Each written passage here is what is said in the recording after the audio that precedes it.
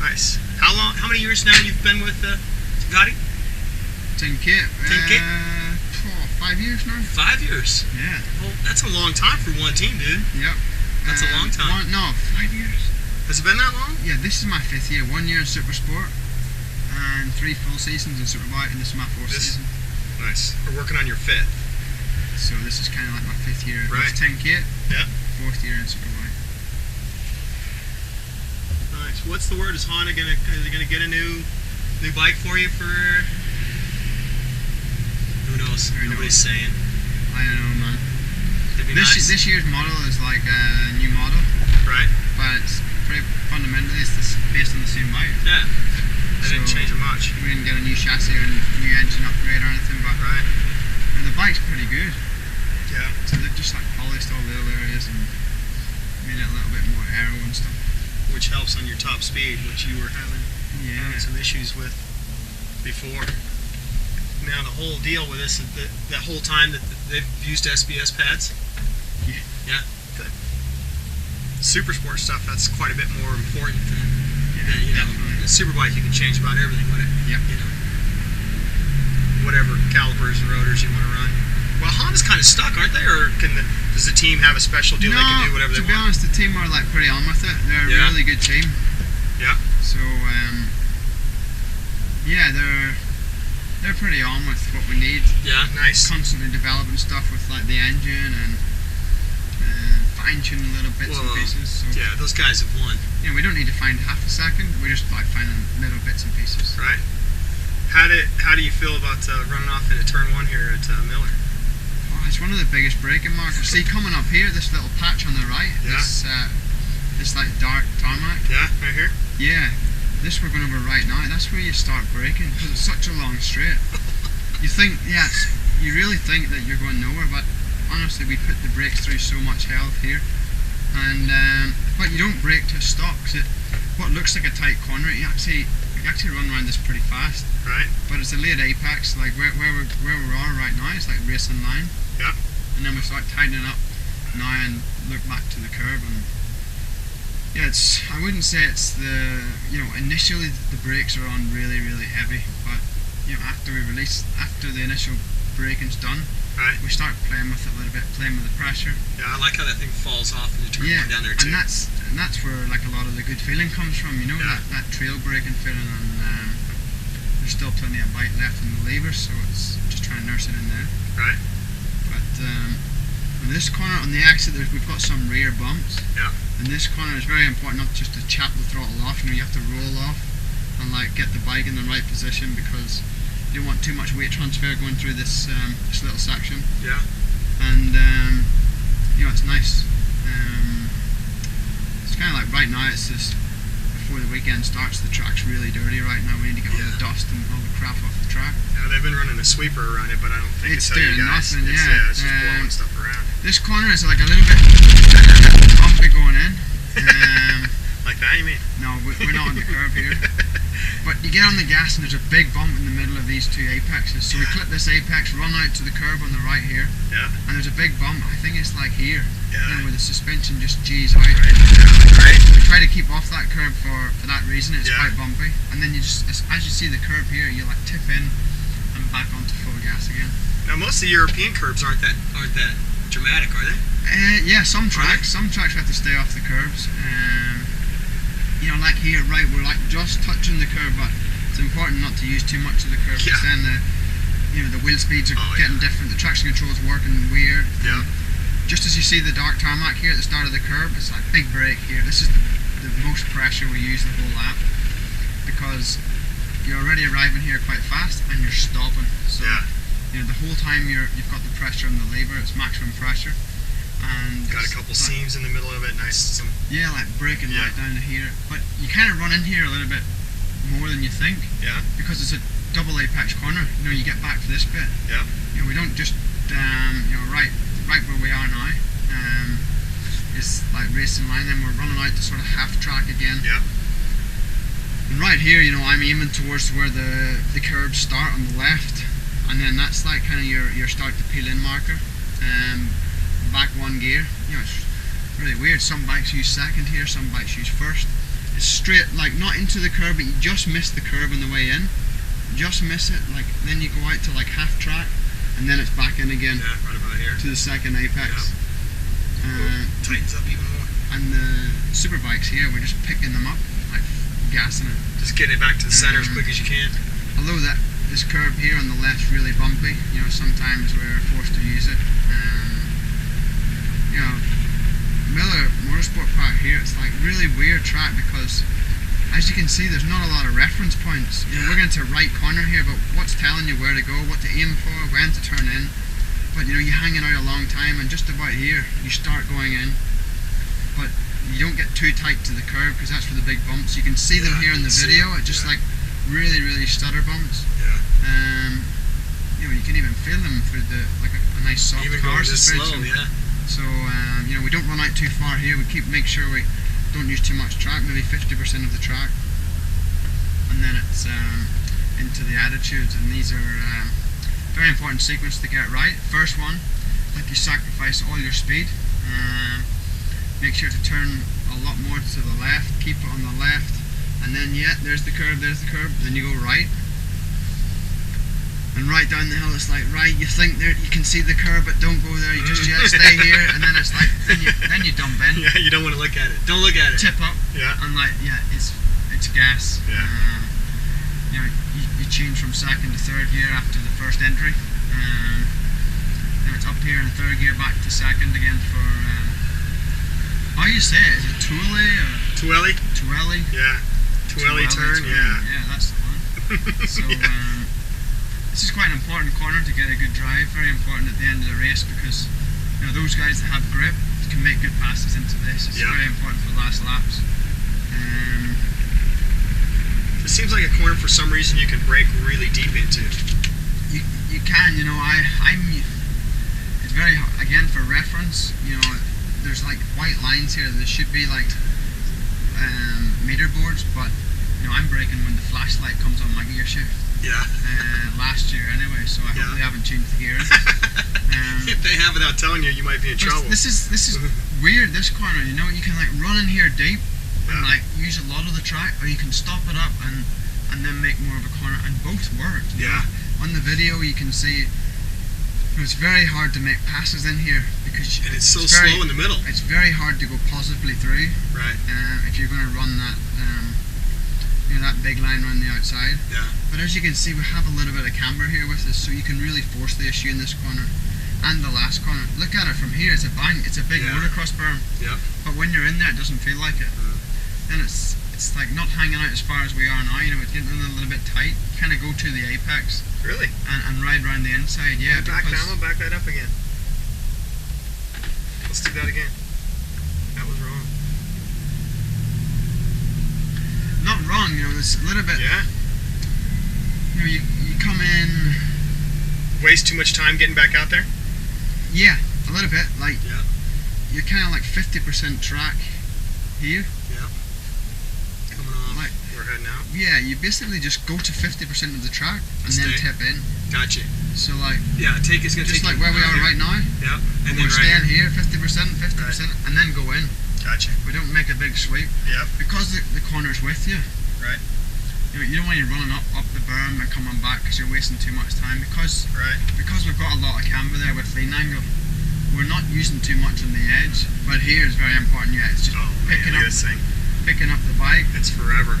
And you know, down one of the biggest. Do they now put brake markers out for you guys? The 3-2-1 boards? I don't think so. Really?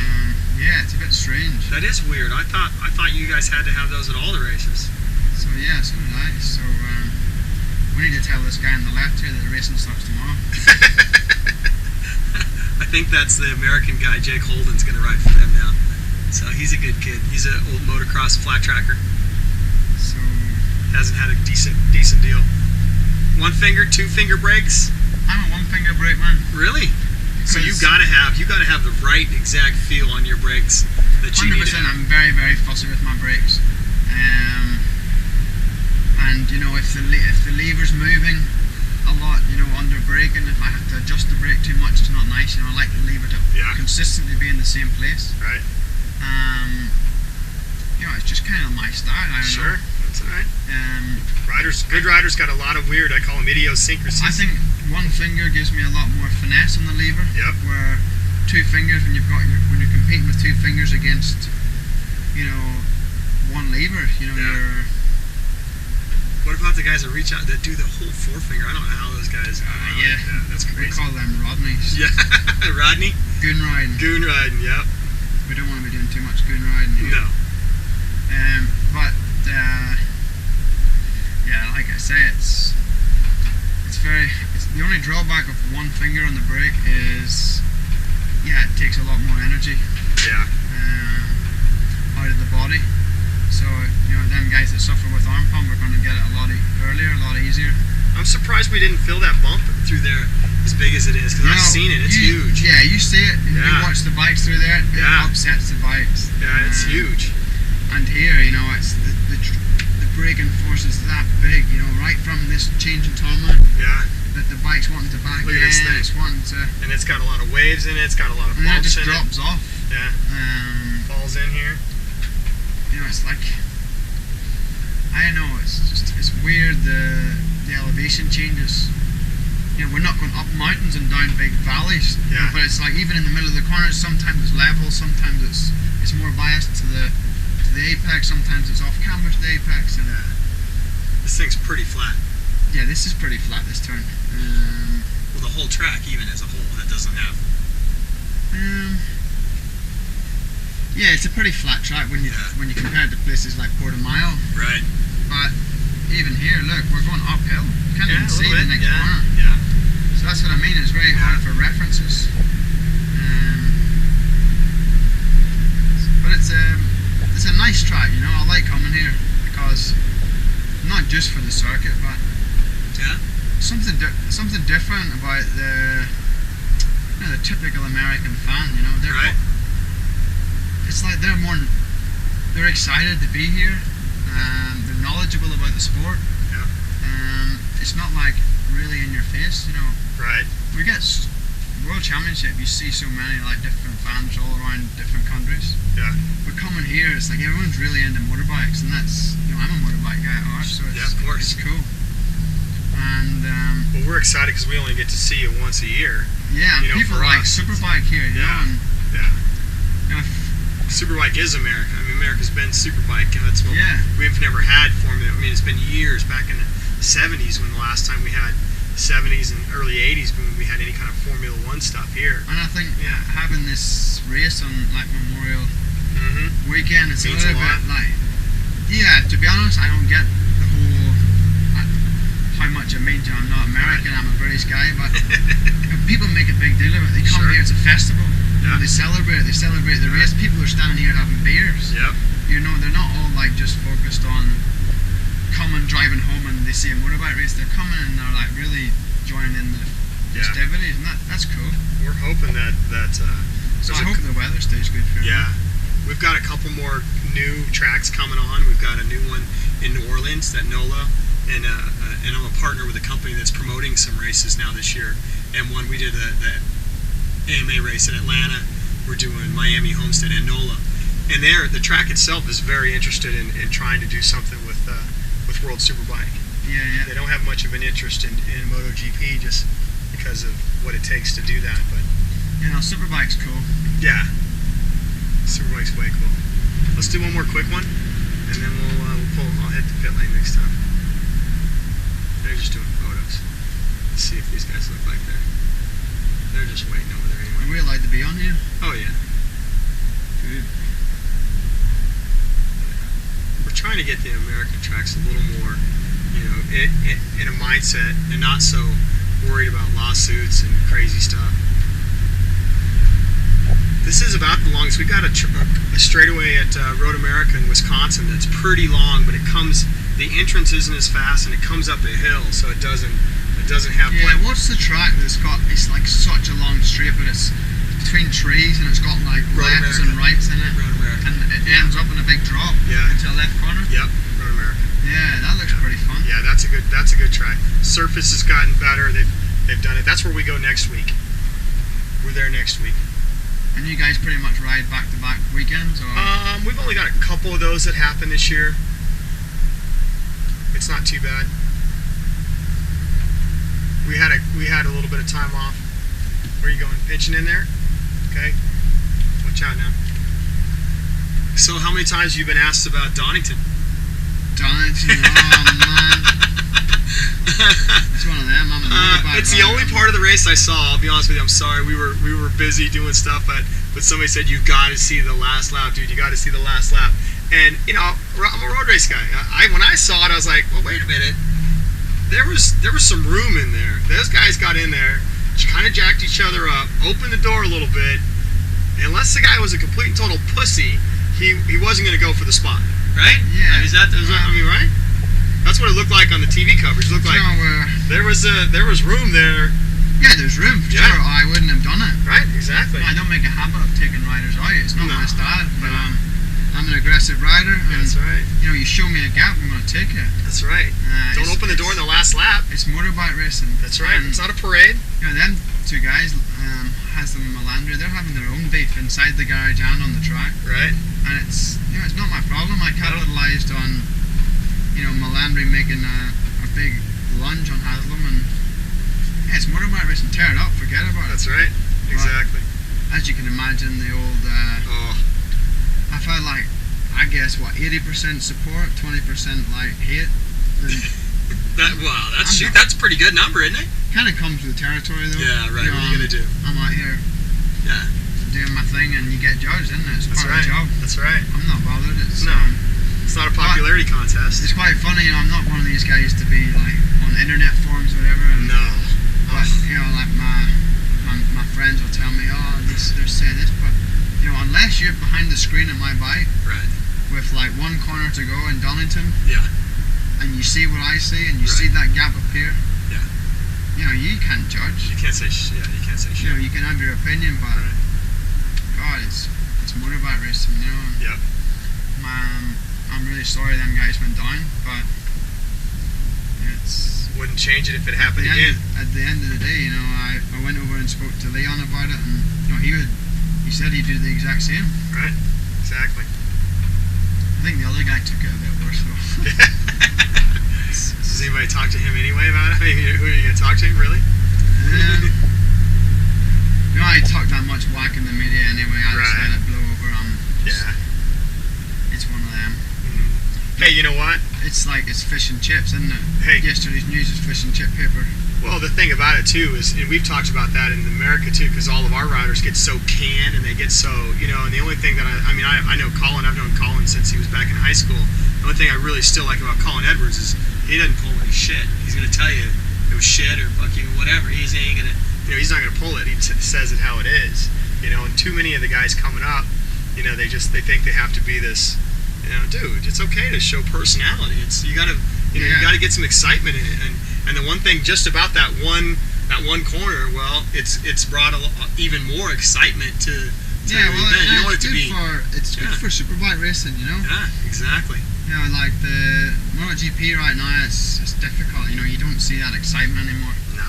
You see, and it's hard because it's so technologically advanced that is the limit.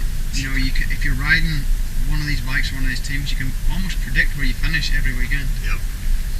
But here in Superbike, we've got like 5 different manufacturers running races. Yeah, it's great. And that's motivating to be a part of it, because you've got a real shot of winning a race. Right. Every time you line up. Yeah. If you've done your homework and your bike's working well, then why not?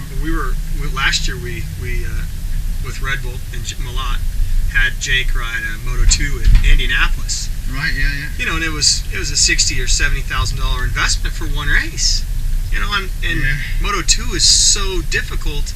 It's so hard to even get in the top 20, top 15.